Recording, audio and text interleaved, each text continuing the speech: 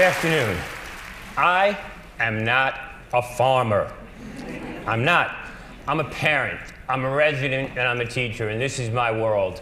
And along the way, I've started noticing, I'm on my third generation of kids, that they're getting bigger, they're getting sicker. In addition to these complexities, I just learned that 70% of the kids that I see who are labeled learning disabled would not have been had they had proper prenatal nutrition. The realities of my community are simple. They look like this. Kids should not have to grow up and look at things like this. And as jobs continue to leave my community and energy continues to come in, be exported in, it's no wonder that really some people refer to the South Bronx as a desert. But I'm the oldest sixth grader you'll ever meet, so I get up every day with this tremendous amount of enthusiasm that I'm hoping to share with you all today. And with that note, I come with you with this belief that kids should not have to leave their community to live, learn, and earn a better one. So I'm here to tell you a story about me and this wall that I met outside, which I'm now bringing inside. And it starts with three people. The crazy teacher, that's me on the left. I dress up pretty. Thank you, my wife. I love you for getting a good suit. My passionate borough president, a guy named George Irwin from Green Living Technologies, who helped me with my class and helped me get involved with this patented technology. But it all starts with seeds in classrooms. In my place, which looks like this. And I'm here today, hopefully that my reach will exceed my grasp. And that's really what this is all about. And it starts with incredible kids like this who come early and stay late. All of my kids are either IEP or ELL learners. Most come with a lot of handicaps. Most are homeless, and many are in foster care. Almost all of my kids live below poverty. But with those seeds, from day one, we are growing in my classroom. And this is what it looks like in my classroom. And you see how attentive these kids are to these seeds. And then you notice that those seeds become farms across the Bronx that look like this. But again, I am not a farmer. I'm a teacher, and I don't like weeding, and I don't like back-breaking labor. So I wanted to figure out how to get this kind of success into something small like this, and bring it into my classroom so that handicapped kids could do it. Kids who didn't want to be outside could do it, and everyone could have access. So I called George Irwin, and what do you know? He came to my class, and we built an indoor edible wall. And what did we do with it? Well, we partnered it with authentic learning experiences, project-based learning. And lo and behold, we gave birth to the first edible wall in New York City. So if you're hungry, get up and eat. You can do it right now. My kids play cow all the time, okay? But we were just getting started. The kids love the technology, so we called up George and we said, we gotta learn more. Now, Mayor Bloomberg, thank you very much. We no longer need work permits, which comes with licensed and bonded contractors. We're available for you. We decided to go to Boston. And my kids from the poorest congressional district in America became the first to install a green wall designed by computer with real live learning tools, 21 stories up. So you're gonna go visit it. It's on top of the John Hancock building. But closer to home, we started installing these walls in schools that looked like this, with lighting like that, real LED stuff, 21st century technology. And what do you know? We made 21st century money. And that was groundbreaking. And wow, this is my harvest, people. And what do you do with this food? You cook it, and those are my heirloom students making heirloom sauce with plastic forks, and we get it into the cafeteria, and we grow stuff, and we feed our teachers. And that is the youngest nationally certified workforce in America with our Bronx Borough president. And what did we do then? Well, I met nice people like you, and they invited us to the Hamptons, so I call this from South Bronx to Southampton. And we started putting in roofs that looked like this. And when kids from destitute neighborhoods can start building landscape like this, wow, people noticed. And so we got invited back this past summer. We actually moved into the Hamptons, paying $3,500 a week for a house, and we learned how to surf. And when you can do stuff like this, these are my kids putting in this technology, and when you can build a roof that looks like that, on a house that looks like that, with sedum that looks like this is the new green graffiti. So, you may wonder, what does a wall like this really do for kids besides changing landscapes and mindsets? Okay, I'm going to tell you what it does. It gets me to meet incredible contractors like this, Jim Ellenberger from Ellenberger Services. And this is where it becomes true triple bottom line. Because Jim realized that these kids, my future farmers, really had the skills he needed to build affordable housing for New Yorkers, right in our own neighborhood. And this is what my kids are doing, making living wage. Now, if you're like me, you live in a building where there are 7 guys out of work looking to manage $1 million. I don't have it. But if you need a toilet fixed or, some shelving, I gotta wait 6 months for an appointment with someone who drives a much nicer car than me. That's the beauty of this economy. But my kids are now licensed and bonded and trained, and that's my first student to open up, the first in his family to have a bank account. This immigrant student, the first one in his family to use an ATM. And this is the true triple bottom line, because when you can take neighborhoods that were abandoned and destitute and turn them into something like this, with interiors like this, wow, people noticed. And notice they did, so CNN called. And we were delighted to have them come to our farmers market. And then when Rockefeller Center said, NBC, could you put in some edible walls? We were delighted. But this, I show you, when kids from the poorest congressional district in America can build a 30-foot by 15-foot wall, design it, plant it, and install it in the heart of New York City. That's a true si se puede moment. Really scholastic, if you ask me.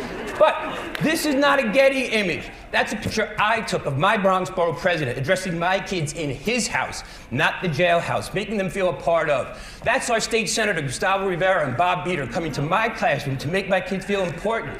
And when the Bronx Borough president shows up and the state senator comes to our class, believe you me, the Bronx can change attitudes now. We are poised, ready, willing, and able to export our talent and diversity in ways we've never even imagined.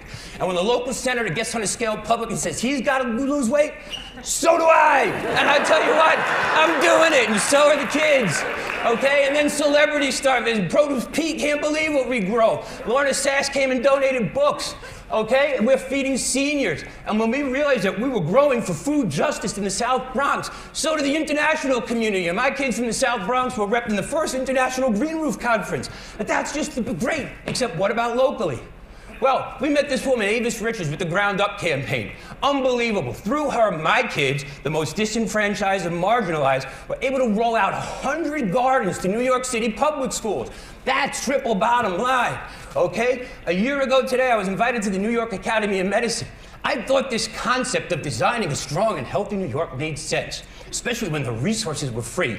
So thank you all, and I love them. They introduced me to the New York City Strategic Alliance for Health. Again, free resources, don't waste them. And what do you know? 6 months later, my school and my kids was awarded the first ever high school award of excellence for creating a healthy school environment, the greenest class in New York City. But more importantly, as my kids learned to get, they learned to give. And we took the money that we made from our farmers market and started buying gifts for the homeless and for needy around the world. So we started giving back. And that's when I realized that the greening of America starts first with the pockets, then with the heart, and then with the mind. So we were on to something, and we're still on to something. And thank God Trinity Wall Street noticed, because they gave us the birth of Green Bronx Machine. We're 3,000 strong right now. And what does it really do? It teaches kids to revision their community, so when they grow up in places like this, they can imagine it like this. And my kids, trained and certified, mind you, get the tax abatement, like Mayor Bloomberg, to take communities that look like this and convert them into things that look like that. And that, to me, people, is another true si se puede moment. Now, how does it start? It starts in schools. No more little nicks and little nets. Group by broccoli, group by your favorite vegetables, something you can aspire to. Okay, and these are my future farmers of America, growing up in Brook Park on 141st Street, the most migrant community in America. When tenacious little ones learn how to garden like this, it's no wonder we get fruit like that. And I love it, and so do they. And we're building teepees in neighborhoods that were burning down. And that's a true si se puede moment. And again, Brook Park feeds hundreds of people without a food stamp or a fingerprint. The poorest congressional district in America, the most migratory community in America. We can do this. Bissell Gardens is cranking out food in epic proportions, moving kids into an economy they never imagined. Now, somewhere over the rainbow, my friends, is the South Bronx of America, and we're doing it. How does it start? Well, look at Jose's attention to detail. Thank God Omar knows that carrots come from the ground and not aisle 9 in the supermarket or through a bulletproof window or through a piece of styrofoam. And when Henry knows that green is good, so do I. And when you expand their palates, you expand their vocabulary. And most importantly, when you put big kids together with little kids, you get the big fat white guy out of the middle, which is cool. And you create this kind of accountability amongst peers, which is incredible. God, I'm going to run out of time, so I've got to keep it moving. But this is my weekly paycheck for kids. That's our green graffiti. This is what we're doing. And behold the glory and bounty that is Bronx County. Nothing thrills me more than to see kids pollinating plants instead of each other. I gotta tell you, I'm a protective parent. But those kids are the kids who are now putting on pumpkin patches on top of trains. We're also designing koi ponds for the rich and affluent. We're also becoming children of the court, creating farms in the middle of Fordham Road for awareness and window bottles out of garbage. Now, I don't expect every kid to be a farmer, but I expect them to read about it, write about it, blog about it, and offer outstanding customer service. I expect them to be engaged, and man, are they. So that's my incredible classroom. That's the food. Where does it go? 0 miles to plate, right down into the cafeteria. Or, more importantly, to local shelters where most of our kids are getting 1 to 2 meals a day. and we're stepping it up. No Air Jordans were ever ruined on my farm, and in this day of $1 million gardens and incredible installations, let me tell you something, people. This is a beautiful moment.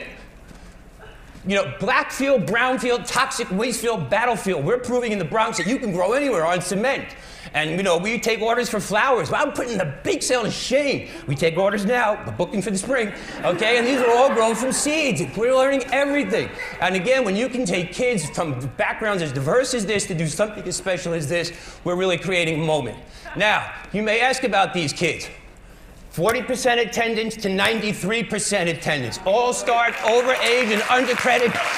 They are now, my first cohort is all in college, earning living wage. The rest are scheduled to graduate this June. Happy kids, happy families, happy colleagues, amazed people. The glory and bounty that is Bronx County. Let's talk about mint. Where is my mint? I grow 7 kinds of mint in my class. Mojitos, anybody? I'll be a telepan later. But understand, this is my intellectual Viagra. Ladies and gentlemen, I gotta move quick, but understand this. The borough that gave us baggy pants and funky fresh beach is becoming home to the organic ones.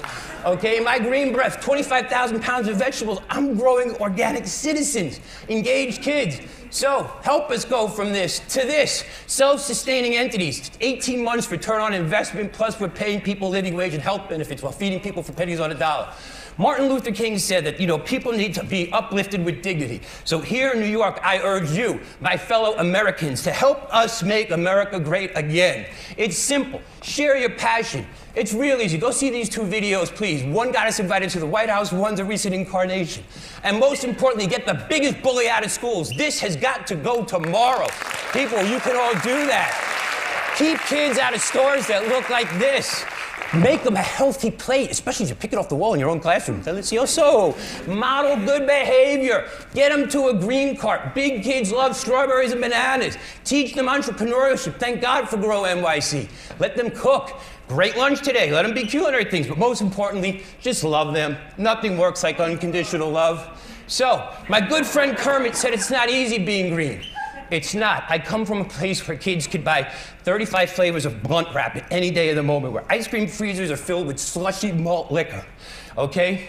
My dear friend Majora Carter once told me, we have everything to gain and nothing to lose. So here, and in a time where we've gone from the audacity of hope to hope for some audacity, I urge you to do something. I urge you to do something. Right now, we're all tadpoles. But I urge you to become a big frog and take that big green leap. I don't care if you're on the left, on the right, up the middle, wherever. Join me. Use me. I got a lot of energy. Help me use it, okay? We can do something here. And along the way, please take time to smell the flowers, especially if you and your students grew them. I'm Steve Rich. This is Green Bronx Machine. I got to say thank you to my wife and family, for my kids. Thank you for coming every day, and for my colleagues believing and supporting me. We are growing our way into a new economy. Thank you. God bless you, and enjoy the day. I'm Steve Rich. See you soon.